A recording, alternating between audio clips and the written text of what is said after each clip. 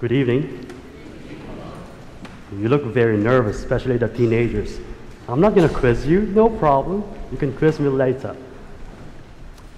There's a word in this particular gospel that bothers me in a good way. The word is, why is this widow bothering me? It reminded me of sometimes Father Marlon's life. Why these people bothering me?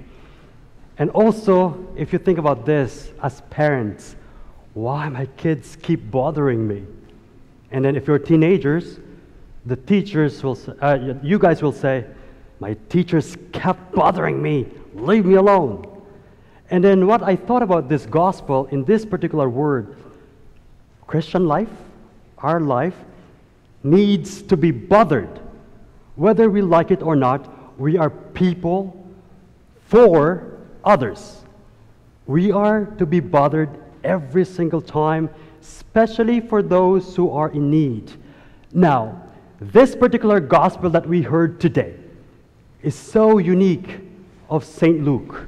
You will never find this parable again in Gospel of Matthew, Mark, or John. This is so unique that talks about the judge and the widow. Let's talk about this gospel for a bit. St. Luke has an audience, or had an audience, teaching them an image of God that is one judge, and also a God that is lowly, humble, like the widow. I need God right now. In this one, I'm the one making harsh judgment. In the old times, or in the Bible, Old Testament, the image of God being used, I am a harsh God. I will punish you. But think about this. Jesus changed this image. The image been used by Jesus himself, that God is merciful, lowly, humble, like the widow. Now, what is Luke trying to talk to you or tell us about this? It's about what is our image of God. Also, he's telling his audience, what is your image of yourself? Question. Hello. What is your name? Ellie. Ellie, pleased to meet you. My name is Father Marlon. Hi. How do you know if I'm a priest?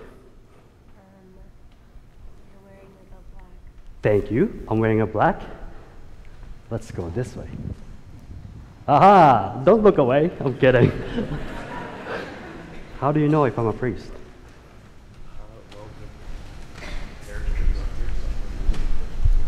Are you sure? Possible. I have an ID. I'll show it. No, I'm kidding.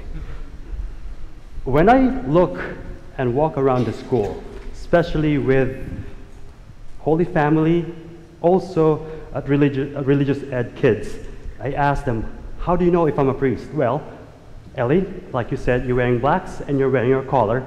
And some kids will say to me, first, your name is Father. Great. It's given.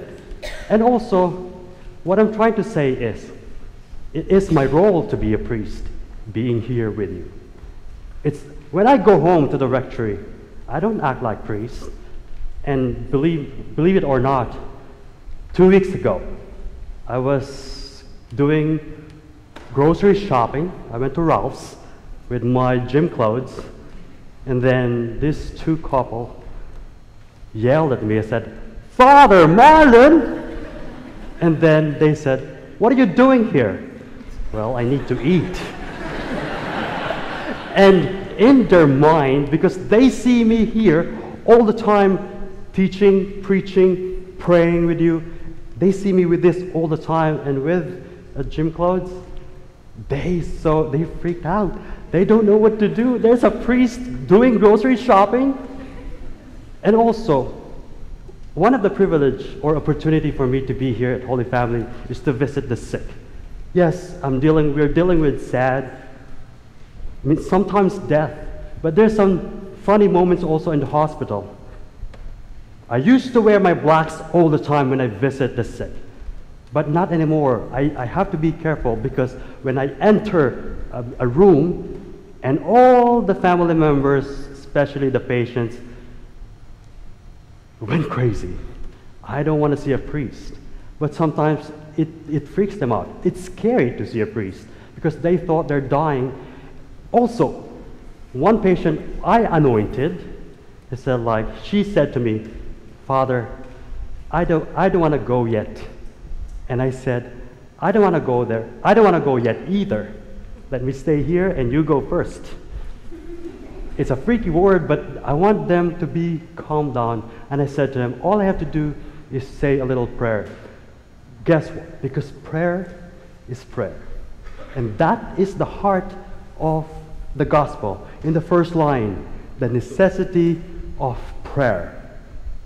Now, what I'm trying to say is, our role as a person, whether you're a mom, to take care of your kids and your husband to provide food for everybody in your family. As young people, your role is to be a son and daughter and go to school. That is your role. But identity as a person is different. Ellie, your identity is not what you do. Because what we do here on earth will pass by. It will be someday that I can't be preaching here anymore. It will go away. But my identity as a person, as loving, kind person, will stay. And for our young people, parents, grandparents, and everyone in this place right now, work on your Christian identity. Don't worry about what you do. Don't worry the image that we have to project in the world. Everything will go away. But you will be receiving confirmation that God will send you the Holy Spirit to mark you as Christians forever. And work on that through your prayer, which being said in our reading. And before I finish, I would like to share to you a prayer that I read the feast day of Saint Teresa of Avila 2 days ago. If I can find it. I think I lost it. And it says, "Let nothing disturb you, God alone suffices." It's a very simple prayer. Let nothing disturb you, God alone suffices. I want you to reflect on that, because whatever you do in life, whether you're young, you're old, middle-aged, God alone can give you an image, the totality of yourself to be who you are. And through prayer, you will reveal yourself to God and to one another. May the Holy Spirit be with you all this year as you prepare for confirmation.